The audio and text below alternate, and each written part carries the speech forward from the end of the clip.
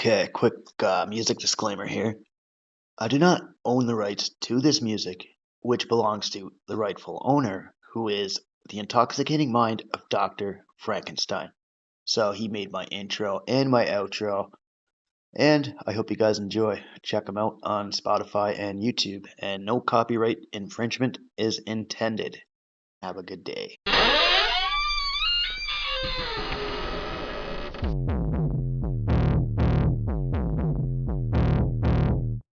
A clear choice of good versus evil, of right versus wrong.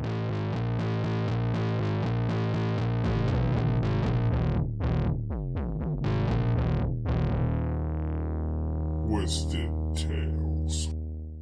Welcome back to Twisted Tales, folks. It's been a little bit since I posted one, so I'm trying to keep up with it here. Just work's been busy and whatnot, so life in general. So today's tale, we're going to talk about a trio of brothers, and eventually they became gangsters, and all their criminal activity made them rise up through the ranks. So today we're going to discuss the Bacon brothers. Now, Jonathan David was born January 31st, 1981. Jared Wayne, born March 14th, 1983. And James Kyle, Jamie, was born August 1st, 1985. So they had criminal ties with the Red Scorpions gang to help solve a few issues. They partnered up, but we'll get into that a little later on. Now, these guys had originated from Edmonton, Alberta, Canada. They were pretty much just a middle-class family, and the parents were David Bacon and Susan Bacon. So David was like a special needs teacher, and Susan worked as a property manager for Prospera Credit Union. They eventually moved to Abbotsford, British Columbia, after David had been hired to Abbotsford School District. And I'll give you a little bit about the three brothers growing up here now. Now, Jonathan Bacon, he attended W.J. Watt Secondary School. Hope I said that right. And he was into sports, especially wrestling. And, that's one sport that he excelled at very highly. He was a very popular student, pretty much known well to his peers. But eventually he began known as, kind of a cold and calculated man. So, he started hanging out with these older guys, roughly 20-something. They had cars, jewelry, watches, you name it, all the good shit, right? And it's totally intriguing to any young kid to look up to that. You try to work your way up to that glamorous lifestyle. So a girl from school remembers Jonathan pretty well.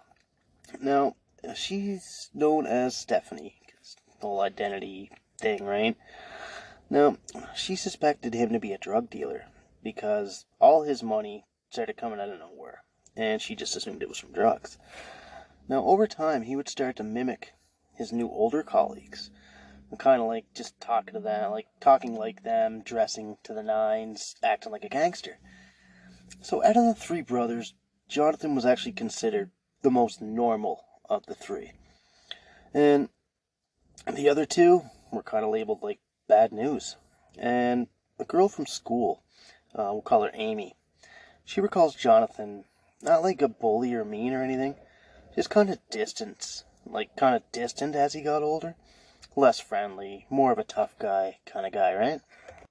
So, Amy kind of remembers, his friends having tattoos. And the reason she kind of noticed that was because, some of it was in Chinese writing, and you don't really see much of that. Well, back then, I guess, but up now, it's the whole popular thing. But they were mainly just because it was from members of the United Nations gang. They were required to have the phrase honor, loyalty, and respect in Chinese writing on themselves. Now, Jonathan eventually graduated in 1999, but he skipped out on university. Now, around the 2000s is where he started kind of getting in trouble with the law. So in 2000, he was arrested for convicted of drug possession. So, 2001, the same thing. Just add on some little bit of stolen property around this time. So also in 2001, the parents, David and Susan Bacon, they purchased a house on 35475 Strathcona Court Now, this house had 7 bedrooms, and people kind of noticed this. The house was huge, and definitely out of the price range of a teacher's salary. Now, this in turn brought up discussions amongst the community about how a teacher could afford such a home. But, that's how it went, I guess, right? And now the other 2 brothers, their early days, pretty much the same as Jonathan, right? Like meeting up with the new people in the crew, pushing their weight around to the fullest. But Jared and Jamie Bacon attended Yale Secondary School. And kind of like their older brother, they got into wrestling, right? Like monkey see, monkey do type shit. Now, Jared actually, he won a high school championship in 2003. And with Jamie also kicking ass in wrestling, his final year of high school, he went on to win a provincial gold medal in wrestling. But outside the squared circle, like, Jared was thought of kind of as like a tough guy.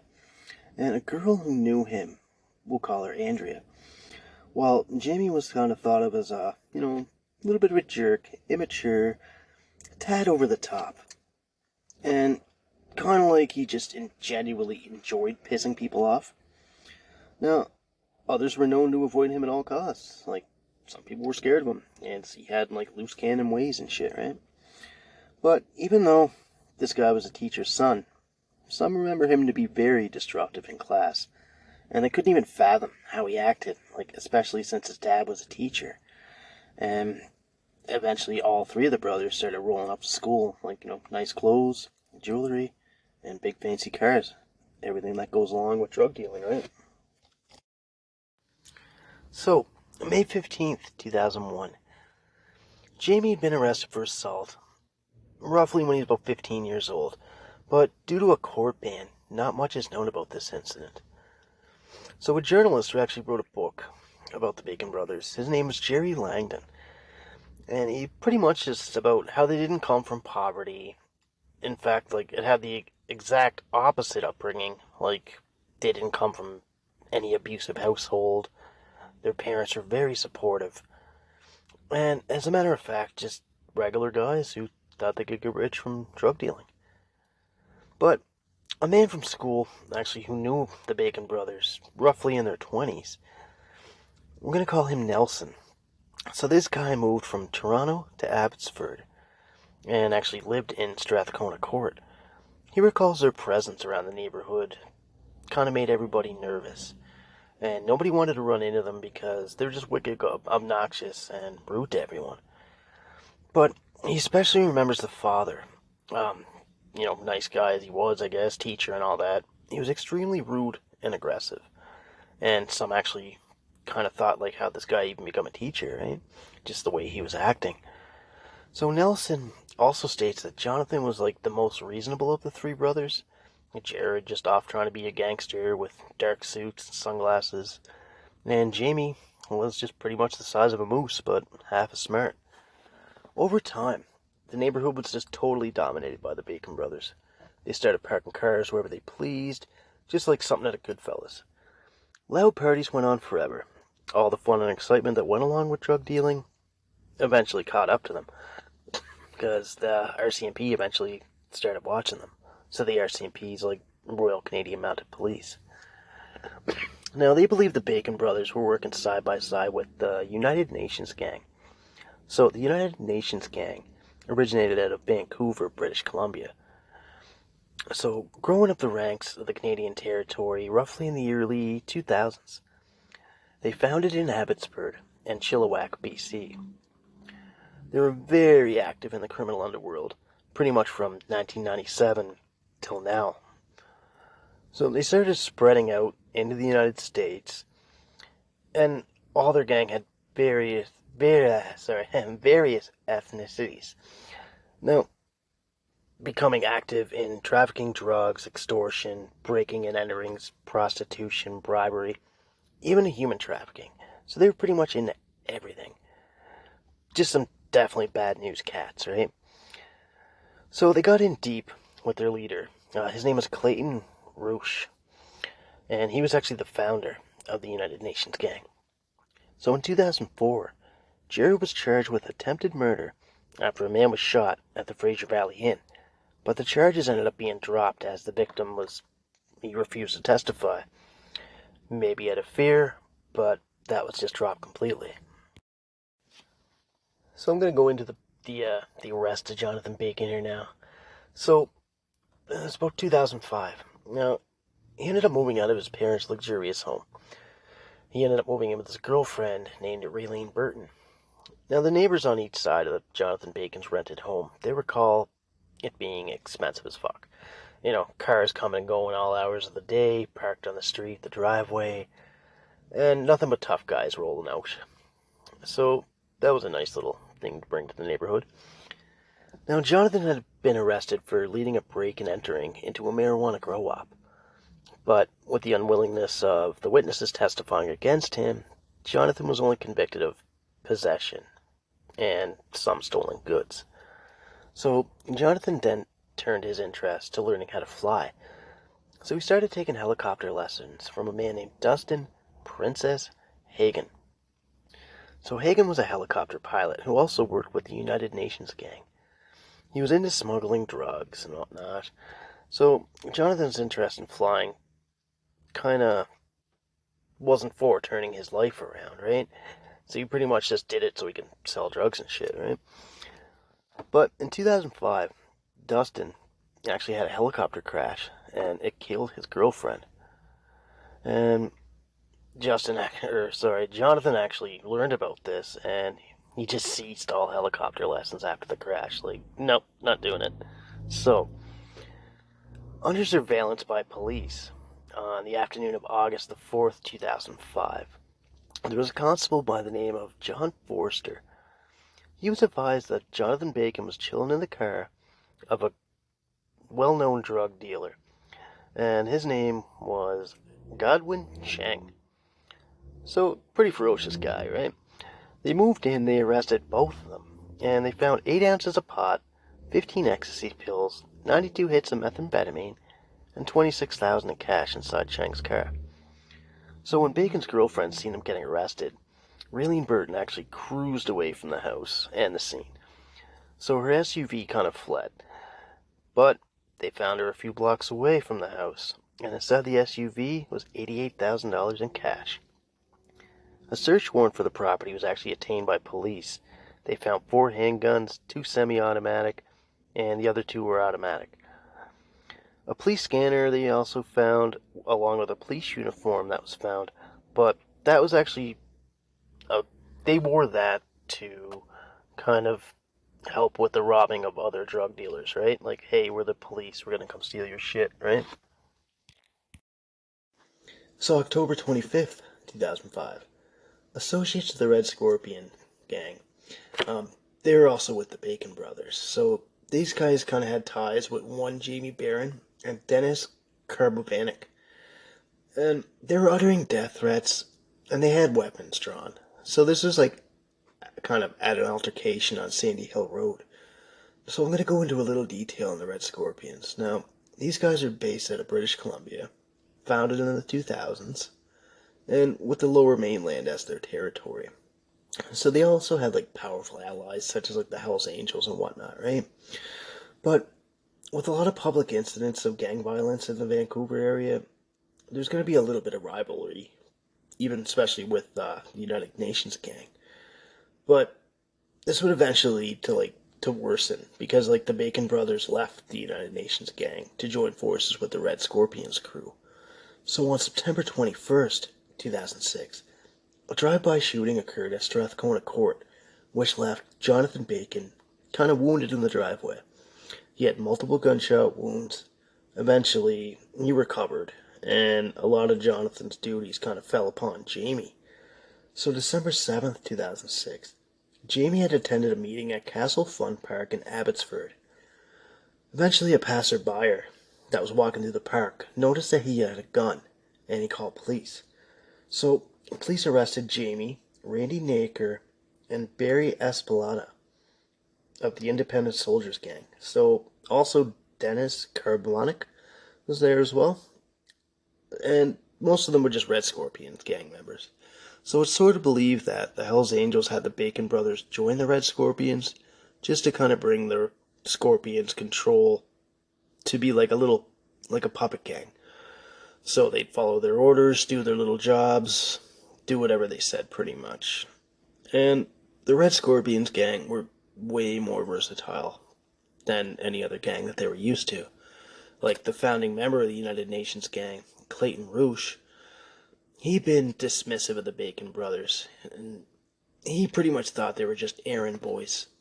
And on February 21st, 2007, the Bacon brothers made a move from Abbotsford to Surrey to a huge luxurious rental house on 15830 106th Avenue. So, kind of like unlike Abbotsford, which kind of has its own police force, Surrey hired its policing out to the RCMP as the detachment, but it was just like a definitely smaller area than Abbotsford.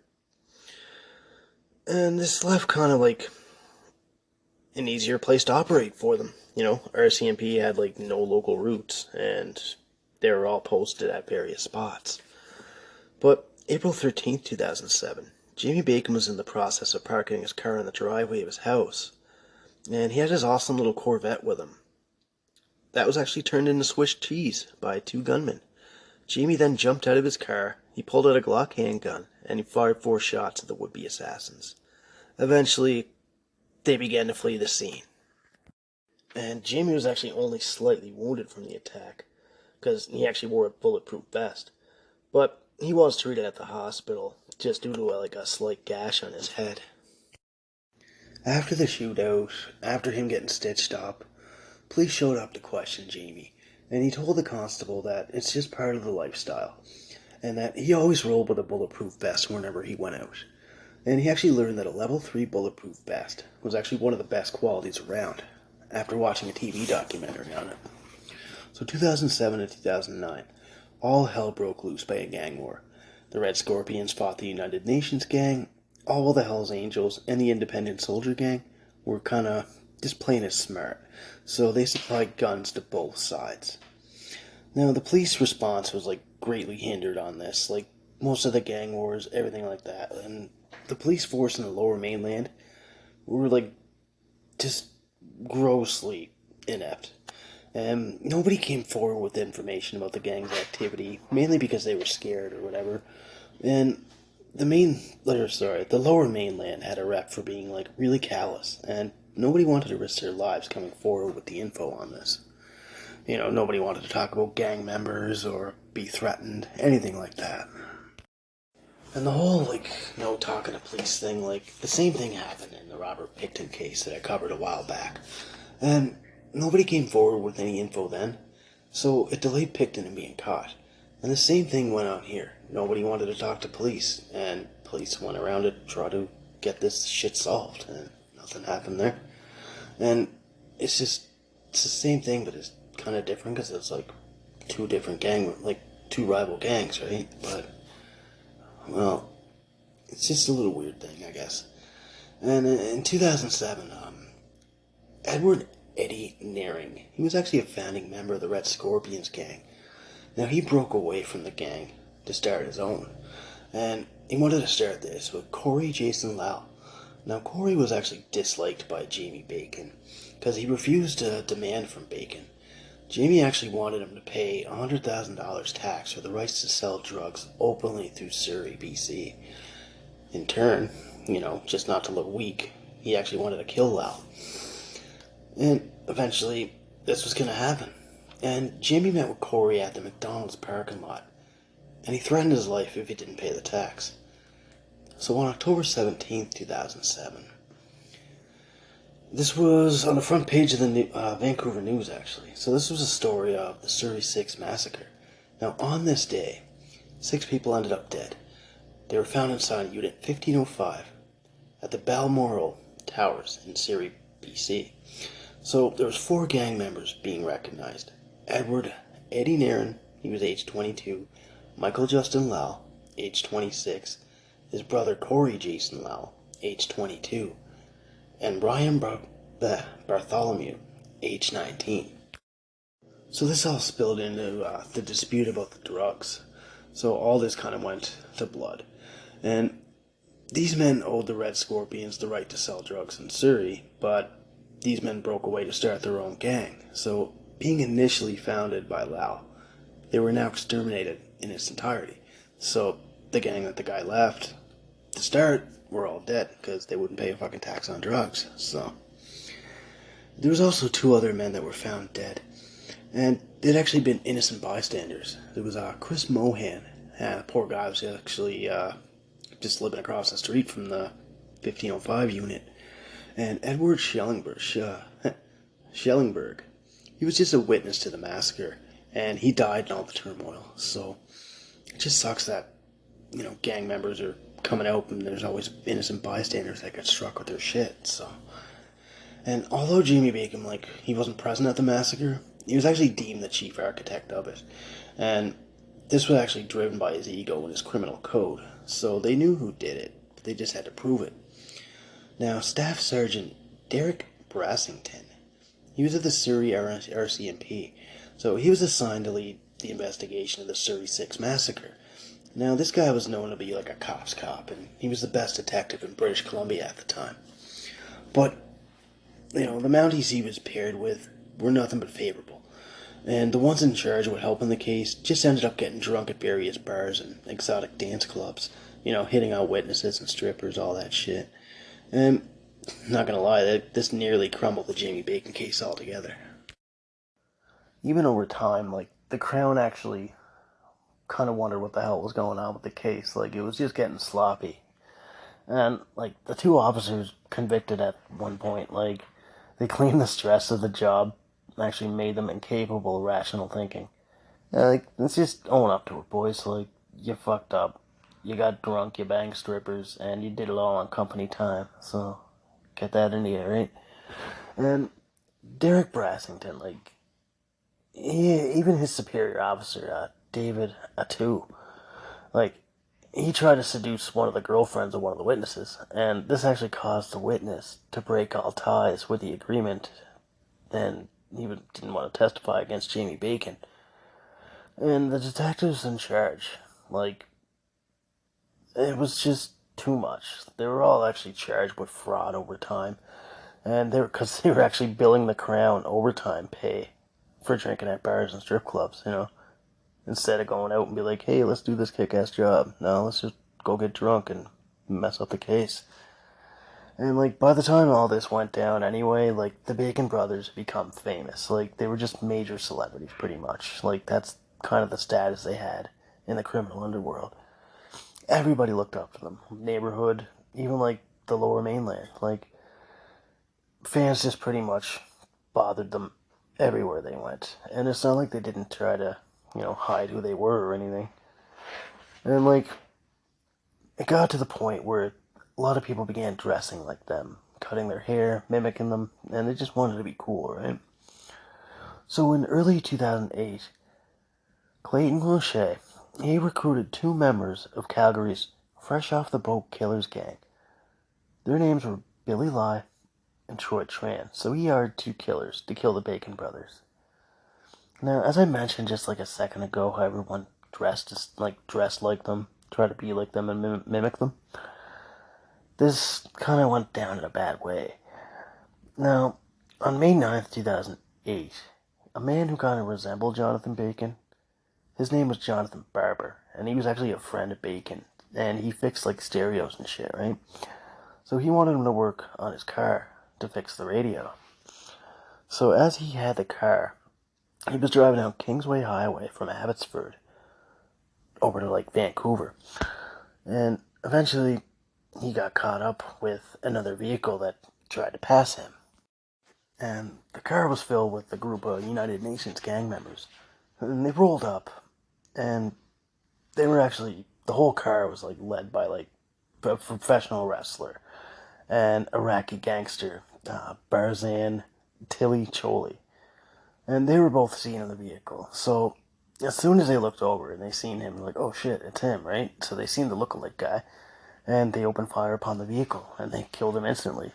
And I guess he didn't suffer, at least, right? But Barzan actually became the leader of the United Nations gang after Clayton had been arrested, and that was over in Texas on May 19th, 2008. So Clayton was actually going to Mexico to attend a wedding, but he was denied entry. So this caused him to take, like, the next flight to Vancouver. And at the request of the American authorities, the flight was diverted to Dallas. So U.S. Customs arrested him upon his landing, and they charged him with conspiracy to import cocaine. And he was actually denied bail. So at this time, he couldn't afford an attorney. So one was actually appointed to him, and that was like a public defender or whatever, right? Now, in April 2009, he pled guilty to the charges, and on December 15, 2009, he was sentenced to 30 years in prison. And he actually served his sentence in FCI Edgefield in South Carolina. So, like, when I said that the car was filled with, like, the wrestlers or whatever, like, it was just, like, it was Bruiser Bedlam. Like, Ian Crochin. Like, and he was just one of the best wrestlers ever. And he was actually born in Canada, Hamilton, Ontario, actually. So it's kind of funny. Like, he had his nickname, like, Johnny K9. And he was actually one of my faves. But he did all kinds of crazy shit. Like, he was pretty much like an MC club member. Like, he was like one of the founding members of one of his chapters that he started. And he actually worked in all kinds of, like, professional promotions for wrestling and stuff. Like Stampede Wrestling, Smoky Mountain Wrestling, and the WWF. Like, mostly as a jobber. And, like, so a jobber, if you don't know, is like a wrestling term. It's mainly losing a wrestling match. Like, you're booked to lose matches, pretty much. So, kind of means, like, to lose a match kind of, like fairly, right? So, you make the other guy look good, I guess, is my little rant here. And he was actually president of the Hamilton chapter of Satan's Choice MC, so he had his own shit going on besides. I mean, this was just mainly because his money was dwindling from WWF. I mean, he had a wicked bad cocaine addiction, but this was actually noticed by the WWF, so he was fired. And in 1991, wrestling, you know, pretty much in less than savory down market matches as the years went on, right? So, like, his celebrity status was still top notch, even throughout Hamilton, and this allowed him to actually get recruits for his chapter. So, he was the one in the car that, with the United Nations gang that shot the other guy, the lookalike guy. Now, even in his Vancouver times, like, he actually worked as a bodyguard for Lionsgate Entertainment. Now, Lionsgate Entertainment produces tons of Jean-Claude Van Damme movies, and they're all awesome. Like, check it out. He's wicked. B-movies all day long. So, it's kind of funny, like, even, like, Bruiser Bedlam, like, he, was actually a bodyguard, too. Like, he protected, like, celebrities like Jack Nicholson and Cyndi Lauper and all that shit. So that's cool. Now, just to go back to the killing of the lookalike guy here, like, the police kind of figured it out that, like, Bruiser Bedlam was involved, and he was arrested in 2009 along with, like, 7 other members of the United Nations gang. So, they were actually charged with conspiracy to commit murder for allegedly plotting to kill the Bacon brothers and other members of the Red Scorpion gang.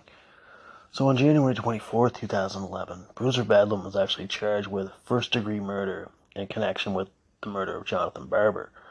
So in July 2013, he pled guilty to conspiracy to commit the murders, and the murder charges were stayed, so sentenced to 13 years in prison, and that was actually reduced to 4 years, 8 months after factoring in, like, the time served already. You know, pre-trials, all that shit. He actually died in 2017 on February 21st at the Federal Halfway House in Toronto at age 53. So, he left behind a widow and 3 kids. And his widow, Tracy, said that he wasn't a killer, and, you know, like, the murder accusations ruined their lives. I mean, the guy was, like, a wicked wrestler, and then got a drug addiction. He ran an MC. So what do you expect? There's gonna be shit runs downhill, so I guess that's what happened there. I mean, even in what was it, May 31st, 2008, the police actually issued a statement that anyone having association with Jonathan Bacon or his brothers was actually putting their lives at risk. So, and what was it there? July 16, 2008, like the charges that were against Jonathan Bacon, Godwin Chang, and Raylene Burton. So, what was that? A little while ago, they got caught in the car with their drugs and money, and the other chick took off. So, the weapons and drug charges were actually dismissed due to a lack of a warrant to search Chang's car. Yeah, this was about 2005. Yeah. So, Raylene's arrest was also illegal as she only fled the scene due to the arrest of Chang and Bacon. So, October 23rd, 2008, an associate of Bacon, Dennis, he was stopped by cops. Yeah, so he was found wearing a bulletproof vest. He had a loaded handgun and a silencer that was actually hidden in a different compartment of his car. Now, with Jonathan Bacon riding like right behind him in the car when they pulled over Dennis, the cops kind of thought this was like a pawn. So the Bacon brothers could negotiate a deal to work with the Crown to like drop all but one of 11 charges. So Dennis was facing a bunch of charges for all that guns, cache, and shit, right?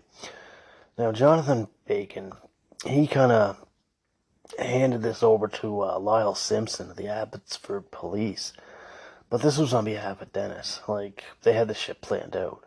So 7 handguns, 2 shotguns, a hand grenade, an Uzi, a rifle, and 114 sticks of dynamite were found. So for this gesture, the Crown actually dropped 10 of the 11 charges, and they released Dennis on a $15,000 bail. So these guys, like, they had the mindset to mess around and try to progress in their criminal underworld, right?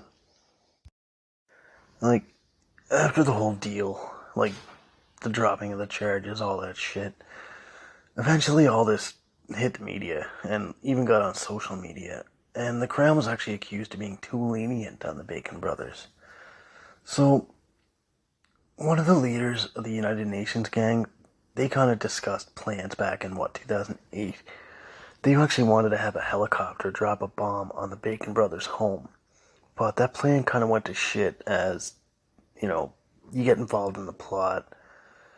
And, like, how's it going to go down? It was too difficult. And you never know where the bomb was going to go or how easily it could kill neighbors or damage other homes just when you're trying to get to just your targets, right? You don't want to have any other casualties.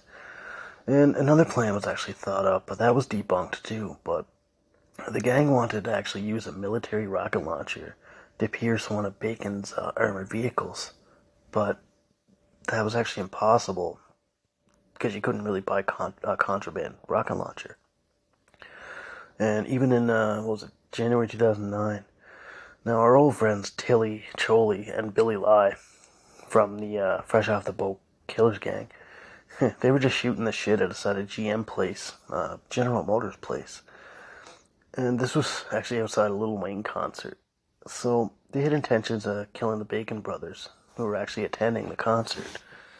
Lai was actually overheard by police surveillance telling Tilly to unload the whole thing, like meaning the clip of ammo of his AK.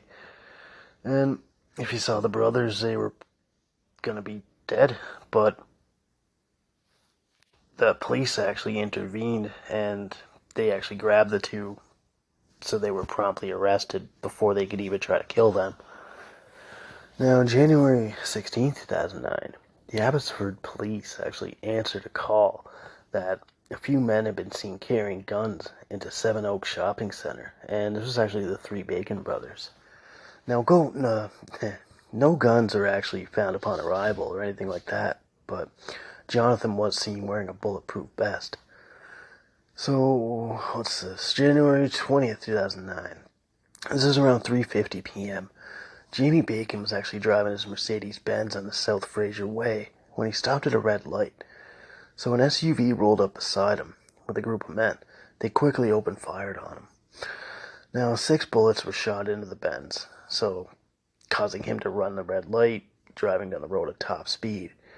And the assassins chased him, and he ended up crashing his Benz into a restaurant after he hit the median. So on February 3rd, 2009, after Jonathan Bacon kind of moved to a condo, that was actually in Port Moody, BC, the Port Moody police found out that he moved there, and they made a public statement right away. And in the public statement, they said anyone having association with any of the Bacon brothers was putting their life in danger. Same thing that happened at the other city. So they were just warning everybody in this city too. And even like the kids in Port Moody idolized them as well. And it was the same admiration as before. And the same day as the public warning that the cops gave, an associate of the Bacon brothers was actually found gunned down in Surrey, Ralph Baldini. So he lost his life the same day they put that statement out. Like, you try to be careful, and then it goes to show like how the gang life and criminal underworld just catches up with you. Now, back down the timeline we go. So February 6, 2009, a Bacon Brothers associate named Kevin LeClaire, he was actually shot in front of IGA Marketplace pretty much the next day, and he died. And February 16th, 2009, Nicole Marie Alleman, a wife of the United Nations member, she'd been gunned down as she was driving with her 4-year-old son. And the windows on her car were actually clear, so there was no mistaken identity. And I mean, that couldn't even be a factor here. So she was targeted intentionally, I think, and kind of like a way to bring grief to her husband. Like, it was just a senseless murder. And this changed the public opinions in the lower mainland, and people actually began to supply information about the underworld for once. Like, they're like, wow, like, this is really touching home, so, we should do something about this. And this actually led police to have tip lines. Now, they would have calls by, like, the thousands from people to supply info about the murder. And 2 of the callers identified themselves as, like, longtime members of the Red Scorpions gang. And they stated that they were actually disgusted by these actions of the cold-blooded execution. Now, imagine, like, a mother in front of her 4-year-old son, like, shot dead. Like, that's not cool. And they gave police info, and this actually provided to be useful to the police departure. So they actually were getting leads now, right? Now, on January 19th, 2009, police, they kind of fired up a special enforcement unit. And the unit was actually contacted by a man known as J.L. Now, this is just what we're going to call him due to, like, a court order. Now, he worked as an informant. And he wanted the Crown to pay him for his services, And knowing the Crown was desperate for any info on the Bacon brothers, they kind of wholeheartedly agreed. And GL actually, he had served a prison sentence in California for smuggling cocaine from Mexico. But after all that was said and done, like, upon return to Canada, JL he contacted an old friend named Wayne Scott. Now, Scott's daughter was actually the girlfriend of Jared Bacon and the mother of his child. So he kind of knew what was up with the family, everything. So he tried to set them up with some shit. So JL had connections to organized crime in the United States and Mexico. And he made an offer to Wayne to import $3 million worth of cocaine. So through Wayne Scott, the informer GL, he kind of met Jared Bacon in February 2009. So he talked to him about importing 100 kilograms of coke from Mexico. And then he wanted to sell it to Jared Bacon. And Jared told him that he'd have a backer for it. And it was actually in the form of like a wealthy Canadian berry farmer. And he would lend him the $3 billion in order to pay for the cocaine and get the deal situated. After the next little bit, like, JL went to work for a diamond mine in northern BC for the next couple of months. And he did stay in contact with Bacon over his cell phone. And down the timeline we go again. April 1st, 2009, Dennis, he was the one that was caught with, like, the silencer and the guns in the hidden compartment of his car. he confessed to the police for his role in the Surrey 6 murders. And April 3rd, he was actually arrested on charges of first-degree murder for his role in the massacre, based on the confession that he gave them. Now, Dennis confessed to killing Ryan, Michael Lau, and Christopher Mohan. And the reason that he confessed is mainly because the people on TV talking about it, right? Like, he felt guilty. And this kind of persuaded him to come forward and confess. Like, there was a lot of blood spilled, right? And on April 3rd, 2009, while at his parents' house in Strathcona, Jamie actually got arrested. And a neighbor recalls it something like out of a war movie. Like, cops were all geared up with heavy weapons. They had armor. And Jamie didn't really resist arrest or anything like that, like people would have thought. He was actually led into a police car rocking his Red Scorpions hoodie and track pants. So, it's just a domino effect. Like, up until the Surrey 6 arrest, like, the brothers, they seemed to be untouchable. But when things came crashing down, I mean, that's when shit got real, right? Like, a whole bunch of others would end up going down as well. And, like, Jamie's arrest would be the start of it. Like, it put a dent in their prim and proper image, so to say. And even on April 4th, 2009, Matthew Johnson, Cody Ray, and Jamie Bacon, they were charged with first-degree murder as well. And, like, even Canada Post, like, they refused to actually bring mail to the Strathcona court area. I mean, they feared for their lives. That's how bad everything was, man. Like, it was just too dangerous. And then people actually started complaining about not getting their mail. And the delivery woman who delivers mail in the area stated that seeing Jamie Bacon get arrested really traumatized her. Like, I mean, it couldn't have been that bad. Throw some mail in the box, away you go. But I get it, right? So, Ken Mooney, he was actually president of the Canadian Postal Workers. He actually told the media that this is the first time this has ever happened, or, he's never encountered anything like this before. I mean, his employees are just too scared to deliver there, and he ended the quote on that. And also between, June and December 2009, like, Brassington, that was the cop. He was pretty balls deep in, like, a love affair with a former girlfriend of Jamie Bacon. I mean, pun intended, I guess, right?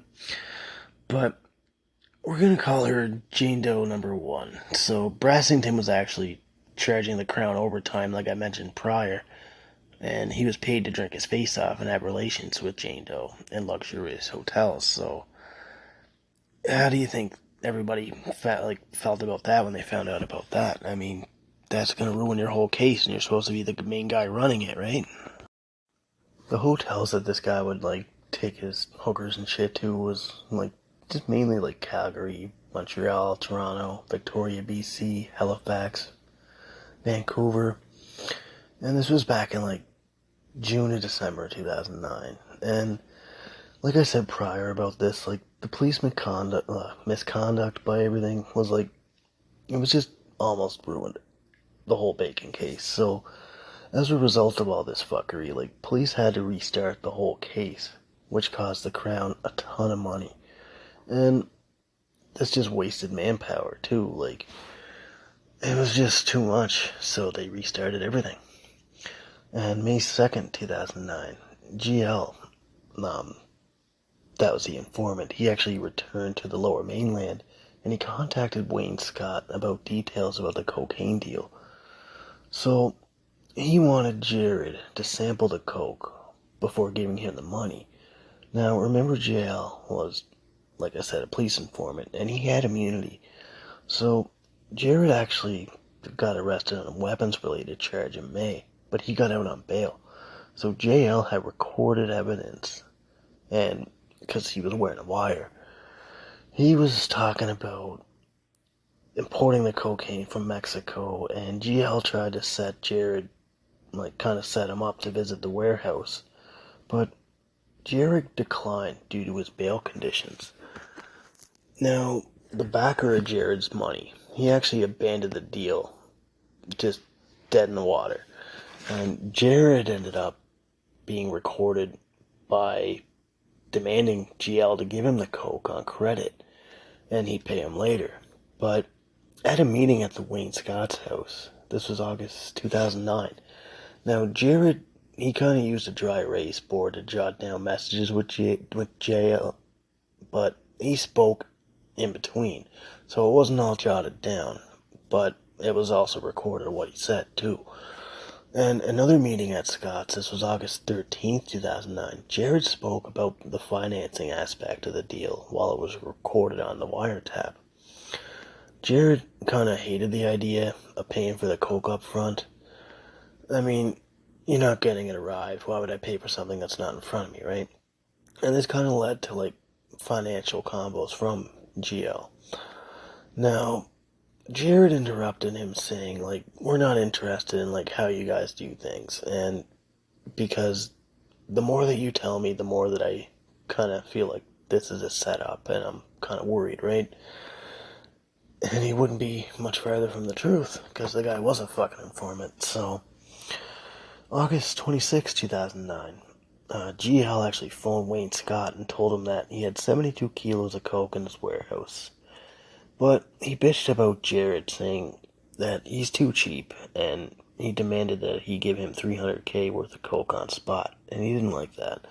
And Wayne's response to this was that just Jared will have the money, and we'll go off that. As the deal progressed, Jared got a ride to Wayne Scott's house, but the deal didn't go through. GL kind of got pissed, learning that Jared was going to grab the coke after 10 p.m. And this led him to call Wayne about just bitching about him again, about, the guns and the darkness and pitch black and shit. Then Wayne Scott made a promise that Jared wasn't planning to rob him. So Wayne Scott, he rolled by the warehouse, and he seen cars kind of parked outside and, like, scattered around. And Jared ended up not having all the money as originally promised, so it was later on that Jared claimed he actually had no intention on paying for the coke, and he was actually going to steal it. But everything went to shit, so that's kind of around August 27th, 2007. And that was actually his very last convo with Wayne Scott. And Jared believed that GL wasn't an informant, and it became apparent that Jared wouldn't have the money to pay GL anyway, so nothing else came up from that. So even if it was a setup and they were there, the cops, everything, like, Wayne Scott just kept going. Dickhead didn't have the money. So, that's how it all shook down with that. So September 11th, 2009, Jamie he sued the Crown and the warden, pretty much because he claimed, like, being held in solitary confinement was, like, some form of torture. So solitary confinement, for, like, those that don't know, it's like physical isolation of an inmate, and they're confined to their jail cells for 22 to 24 hours a day. I mean, and sometimes, like, long periods of this can cause visual and auditory hallucinations, hypersensitivity to noise and touch, insomnia, and paranoia. So that's always fun. So Jamie Bacon he claimed the Surrey jail was, like, a horrible place, especially his cell, number 210, saying that he lived in squalor, and the cell was, like, always full of blood, shit, mucus, and his bed was actually nothing but, like, a little foam mat. But his spirits brightened in cell number 227 because it had a shower, a TV, and a microwave, and there were no issues, really, except for, like, a few mentally ill patients. So, in 2010, a court actually ruled in favor of Jamie. So the court ruled that he was actually paid for his damages by the Crown. So, I mean, like, this guy was a drug dealer and involved in crimes. Like, what else would you expect? Like, you're in the prison system now. Like, there's nothing that's all, like, unicorns and rainbows up there, right? So, November 26, 2009, it was a really lengthy investigation, but police surveillance had Jared Bacon and Wayne Scott. They were arrested and charged with conspiracy to import cocaine, All this was based on info from GL, and because he was actually had full immunity, nobody else could touch him, so he could set up everything, right? Lucky fucker, I guess, eh? So this kind of led to everybody having like their own little bit of downfall, and everybody knew it was coming because that's the life that you lead when you're doing illegal shit. So now, even though the case was like kind of dwindling a little bit, the Crown added some more shit on there, like because they appealed the dismissal of charges against Jonathan Bacon for his arrest back in 2005 with Cheng. It was due to lack of a search warrant. So after the charges and shit started to like calm down a bit, Jonathan Bacon, along with a few others, Larry Amaro, James Riach, and Randy Naker, formerly of the Independent Soldiers Gang, they formed their own gang, and this was 2010. They called it the Wolfpack Alliance. Police learned of the existence of the group mainly because Jonathan rolled with like gangsters, and he drove a wicked, pricey speedboat, and he always drove around with Amaro, and he was a senior partner in all this. And even though like the Hells Angels were the main group of this, they did allow their members to have side operations as long as profits were cut by members. So the Wolfpack Gang was pretty much loosely allied, like a multi-ethnic group, if you will, mostly of like millennial age gangsters. So like just a little tale here, like there was a gangster named Gurmit Singh Dak. Now he was like a co-boss of the Dak Durhe gang, and he was actually kind of allied with the United Nations gang. So he was shot and wounded at a restaurant one time, and it kind of made him rethink his current lifestyle. Now he made an anti-gang video for high school students, and this is all about the gangster life. So he went into detail, and he told them his story, all that shit, tried to just to get them to make better decisions. Now on October 16th, shortly after the video was made, he was murdered.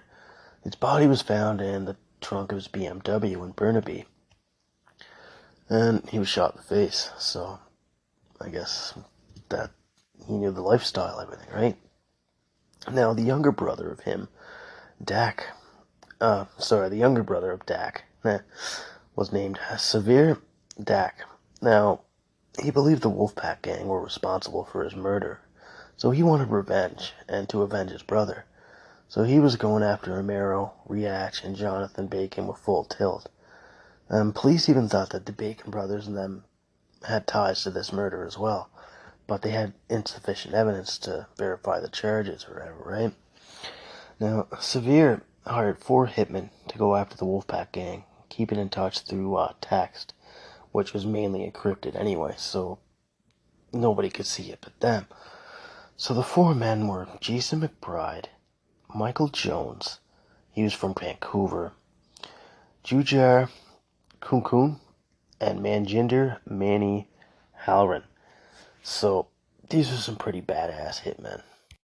And they got details that the Wolfpack were staying in the Delta Grand Hotel in Kelowna, British Columbia. Now Dak wanted them all wiped out. And Gurmit was friends with some of these hitmen, especially McBride. And McBride actually once received a gift from him. They were actually golden balls with Chinese characters on them.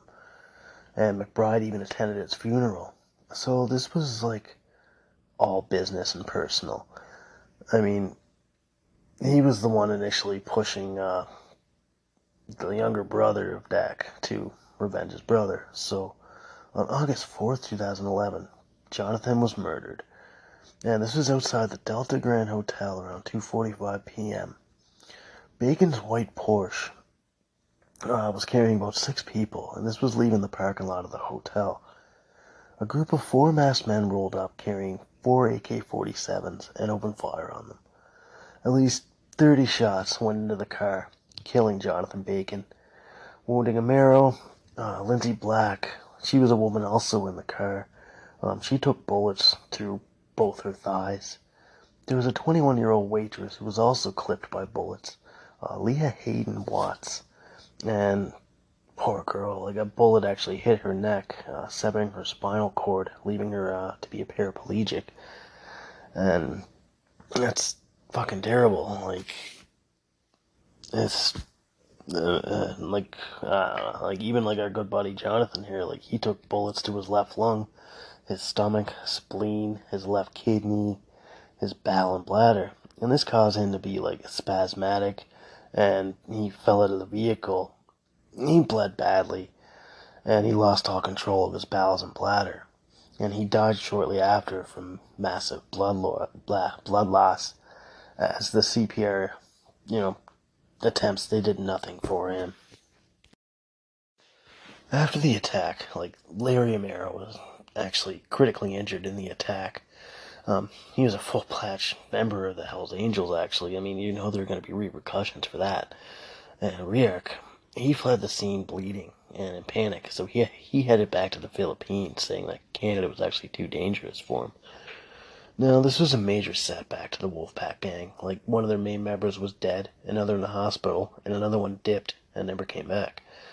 So, after the attack, McBride actually sent an encrypted message to one of his associates saying, yeah, bro, there's going to be some crazy heat. I'm going to chill at home till I get home to the T-Dot. So, kind of meaning Toronto. So, and that was on a Friday.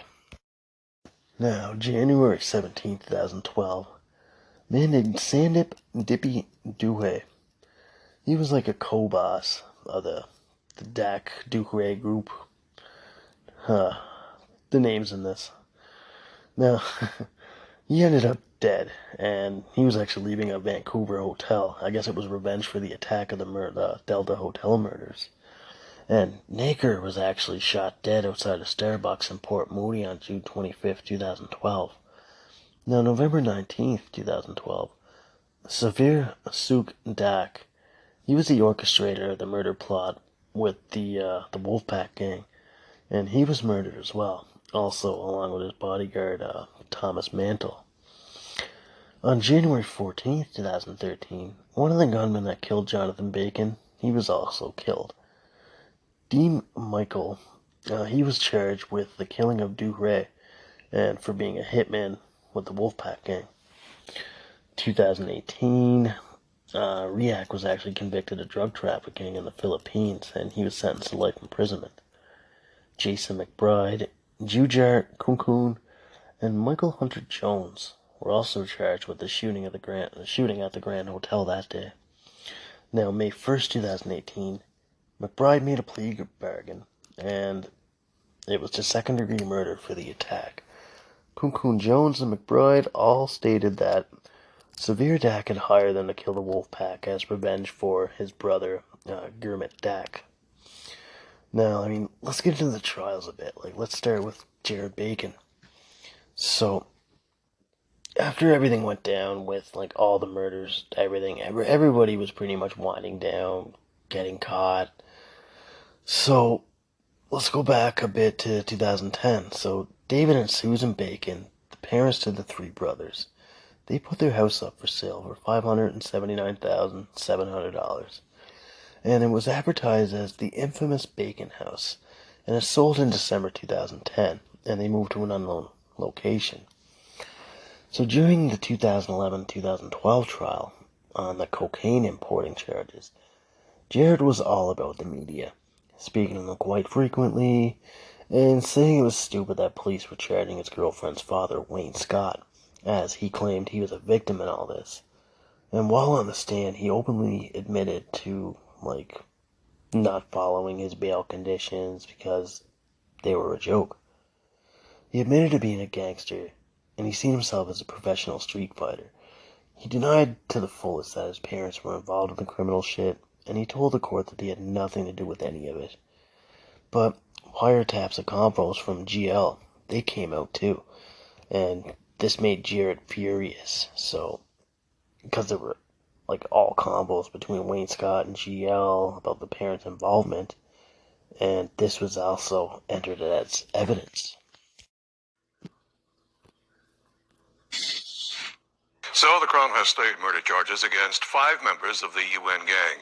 The victim, as you heard, was Jonathan Barber. He was killed while installing a sound system in a vehicle belonging to the Bacon brothers. As Eric Rankin reports, Barber's father wants to know if his son's killers will ever be brought to justice. Michael Barber still finds it hard to talk about his son's murder. Jonathan Barber gunned down on Mother's Day weekend in 2008. The 24-year-old was an audio technician about to install a stereo system in a Porsche SUV owned by the Bacon brothers when someone pulled alongside the vehicle on Kingsway in Burnaby and pumped it full of bullets. A botched attempt to kill one of the Bacon brothers. Barber, an innocent victim. It's as raw as ever. And just a meeting like this just brings it all back. And, you know, he should be here with me, and he's not. Barber's 17-year-old girlfriend, Vicky King, following behind in Barber's car, witnessed the shooting and was seriously injured when the killers opened fire on her, too.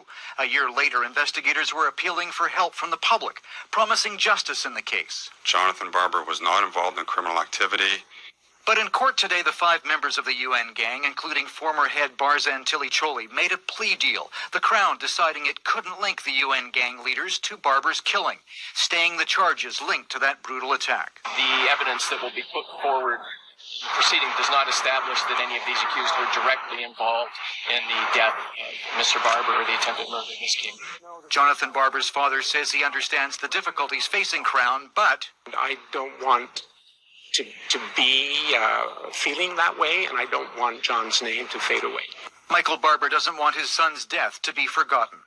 I want justice for my son. He didn't deserve that.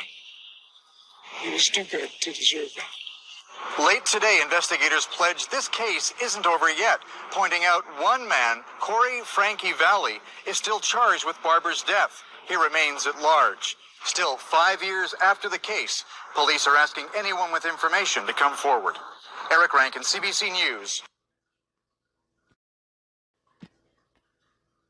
New details are emerging tonight about one of the passengers in the Porsche Cayenne sprayed with automatic gunfire in Kelowna. The gangland hit killed Jonathan Bacon of the notorious Bacon brothers. Friends are confirming that one of the young women in the vehicle is paralyzed. Eric Rankin has spent this day looking into the story and joins us live now. Eric?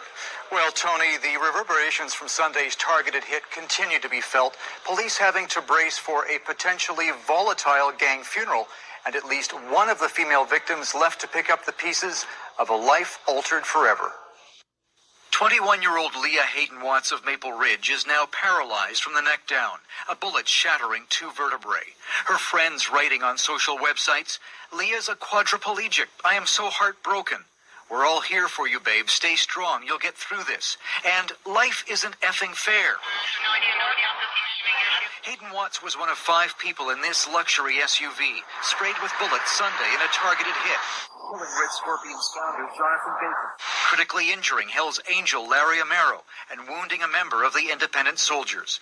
The 3 gangsters holidaying together after reportedly forming a new criminal alliance called the Wolfpack. Just hours before the hit, the men and Leah Hayden Watts were seen on Okanagan Lake in this powerful cigarette boat named Steroids and Silicone.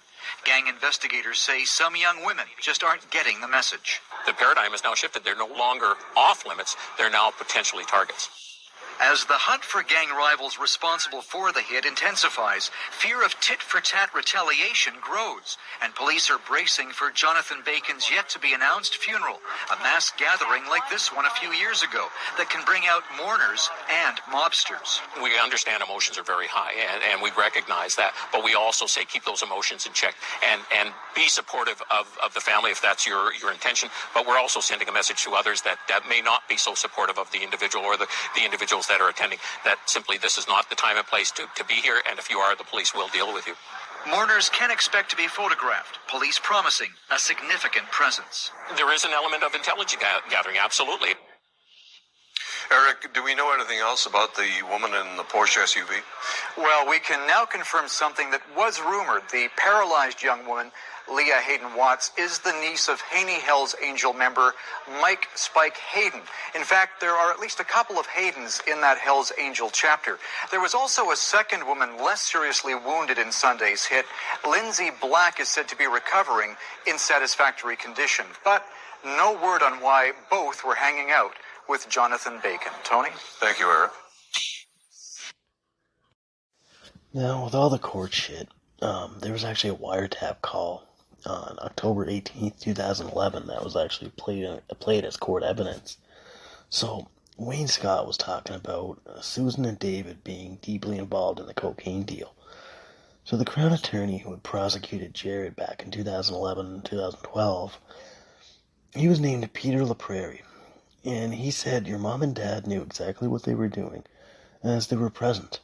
And, Wayne sat at the kitchen table, there were instructions on their race board, and Jared claimed that he wasn't a drug dealer, and he testified that he was actually just going to steal the $3 million in blow from GL, but he had no idea what to do with it after the fact. So Jared's testimony was actually damning to himself, because he openly admitted to beating up people, being arrogant, and he refused to answer certain questions, giving the impression that he was above the law. And Jared testified his drug addiction drove him to crime, as he became paranoid and desperate for money, pretty much since he was in high school. So Jared was found guilty on February 2nd, 2012, with several charges related to cocaine trafficking. Jared was sentenced to 12 years in prison. Now, Wayne Scott, who had no prior criminal convictions, was also convicted in the same trial. So, in September 2009, the Integrated Task Force reported that 8 associates were murdered since the public warning of those having association with Jamie, Jared, and Jonathan Bacon, and they'd probably be killed by their rivals, which is pretty much true. Even on the Jamie Bacon trial, when he was arrested in April 3rd, 2009, he had his involvement in the Surrey 6 massacre. He knew it. And even though everything shook down, with Dennis pleading guilty to his roles in the shooting, and while they awaited trial, Jamie and Dennis were held in isolation just to have a bit of protection, because other rival gang members were also awaiting several trials, so everything intertwined and everybody went down, right? So Jamie made mention of his harsh living conditions and solitary confinement, and how it was a violation of his rights. So the court found that he was actually subdued to all this treatment, and they did a further police investigation on it. And even also during court, they learned that Jamie's phone calls with the council were unlawfully recorded, but they still played them in court. So that was a violation of his privacy as well. So Jamie was released on into Gen Pop, and his visits were restricted, and his phone calls were removed totally. Now, May 2010, Jamie was convicted of all 11 charges related to the 2007 discovery of the guns, and Jared would actually be acquitted of all this. So, the Surrey 6 court portion was actually delayed when it was revealed that Staff Sergeant Brassington had an affair with a key witness. So, all that stuff came back to bite him in the ass. Even in 2019, Brassington and other police members were actually charged with various misconduct charges just for the way they handled the case. And January 19th, 2019, he was now disgraced. Brassington made a plea bargain with the Crown, and he was to plead guilty to the charges for the breach of trust and compromising of the integrity and safety of the witness, right? And he did this for a lesser sentence. So he actually cried in court, stating that his affair had ruined his career, and the girl he had an affair with was excluded as a witness. So Bacon's sentence hearing on September 10th, 2020, was by Justice Kathleen Kerr. So she sentenced Bacon to 18 years, and the defense counsel kind of wanted to impose a life sentence on it. But that was ignored by the justice. But she stated that, the misconduct of the Mounties and everything that was working on the case with Brassington, just, all that shit went south. So she couldn't really impose a life sentence on it because of all that. Plus his time served and everything, right? Some felt his sentence was a little bit too lenient, and most were disappointed on that. But all in all, this wraps up everything. the current status left for the brothers, I guess, is like Jonathan's dead for gang activity in Kelowna in 2011. Jared Bacon had his first parole revoked, and he returned to prison in September 2017, and he got paroled in August 2020. Now, Jamie Bacon actually pleaded guilty to conspiracy for the 36 murders on September 2020, so serving 5 years, 7 months after factoring in, nearly 12 years in, pre-trial stuff. So, he'd spend less than 6 years in jail for, scheming the murders and plot up to this involvement. I can kind of see how that last part's a little bit confusing, but, the sentence was 18 years in jail, so he spent over 12 years in pre-sentence in custody, so that was deducted. So, the remainder left to serve of the 18-year sentence is, 5 years, 7 months. So, sorry for the confusion on that there. And that's it, folks. That's all I got for you. So, I really hope you enjoyed this episode. It was something I wanted to work on for a little bit, so I've just been incredibly busy at work and life in general, right? So I'd like to thank you guys for, listening in, sticking around, following me, all that shit. So I'll toss on some news clips here too, so you can get to know a little bit better about some of the stuff. So just to know a little bit more about these guys. So I love you all. So thanks for keeping me going, and you're all great. So just check us out on Spotify here and Amazon Music and whatnot. So I appreciate you guys. Have a good night, man. There are still many questions tonight about the shooting. Police say there were more gang members inside that SUV than just Jonathan Bacon. So was he really the target? And why now? Why was he killed in Kelowna rather than on his home turf in Metro Vancouver? Eric Rankin has been looking for answers to some of those questions. Joins us now live. Eric? Well, Tony, gang investigators say they often get wind of pending hits, and they use the intelligence from the field to alert would-be targets, warning them to keep a low profile in hopes of also protecting the public. But police admit this brazen mid-afternoon killing slipped through the cracks. Jonathan Bacon had many enemies, but he wasn't one to hide behind bodyguards. 18 months ago, defiantly walking to and from court appearances, sometimes for blocks, even though he knew he was targeted for death. Police knew that too, and while they watched for signs rival gangsters might be moving in for the kill, this hit caught them off guard. This is one that, like you said, got through the cracks, and 10 previous we were able to disrupt. As a young man in Abbotsford, Jonathan Bacon rose to infamy, dealing in drugs and guns. In 2006, he was shot several times outside his parents' Abbotsford home, but survived. With his younger brothers, Jared and Jamie, they formed the vicious Red Scorpion gang, launching a murderous drug turf war against the rival UN gang. But with Jamie's arrest for the Surrey 6 murders and Jared in custody on gun and drug charges, Jonathan was exposed and looking for new alliances. Police insiders say he teamed up with this man, 35-year-old Larry Amero of the White Rock chapter of the Hells Angels, and James Riak of the Independent Soldiers. Both were reported to be with Bacon in the white Porsche SUV riddled with bullets. Amero critically wounded. Police aren't sure if Jonathan Bacon was the target. Who the intended victim was in that particular vehicle remains to be seen. All of them, one of them. As for why this happened in Kelowna, Bacon might simply have been there on vacation, and rivals were tipped. But police sources also say the Okanagan is a lucrative drug market without the heavy police presence of Metro Vancouver, and Bacon might have been trying to move in on the action. So was it a new enemy who carried out the well-planned killing, or an old one who finally caught up with him? And will there be retaliation? This former gang investigator fears a new gang war. Well, there will certainly be payback. I mean, in their minds, their machismo thinking, they have to pay back, because if you don't, then everybody will push you around. Eric, gang investigators have obviously been watching the Bacon brothers. Were they surprised by this hit, given that?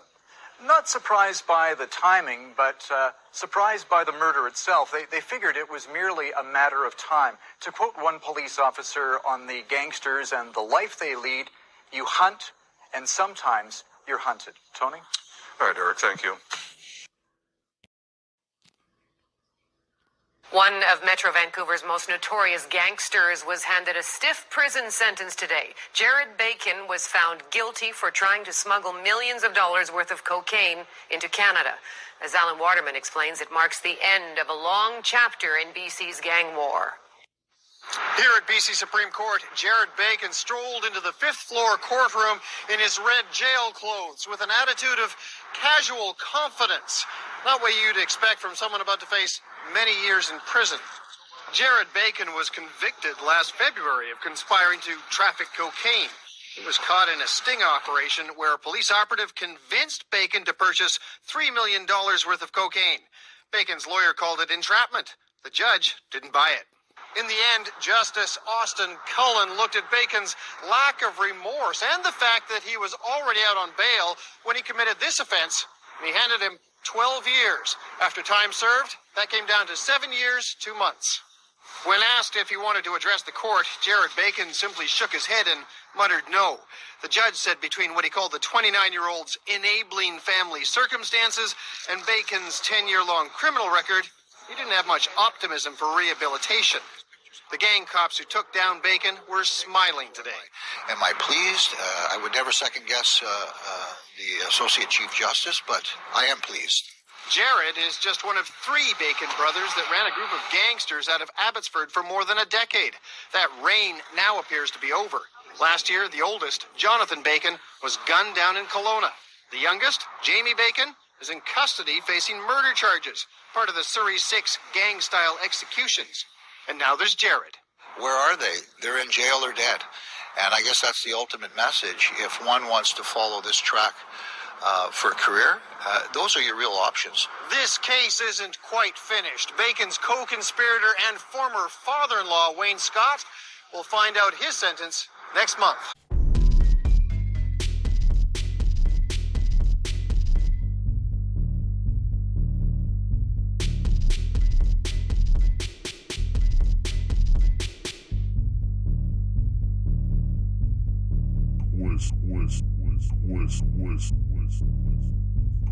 Twisted Tales.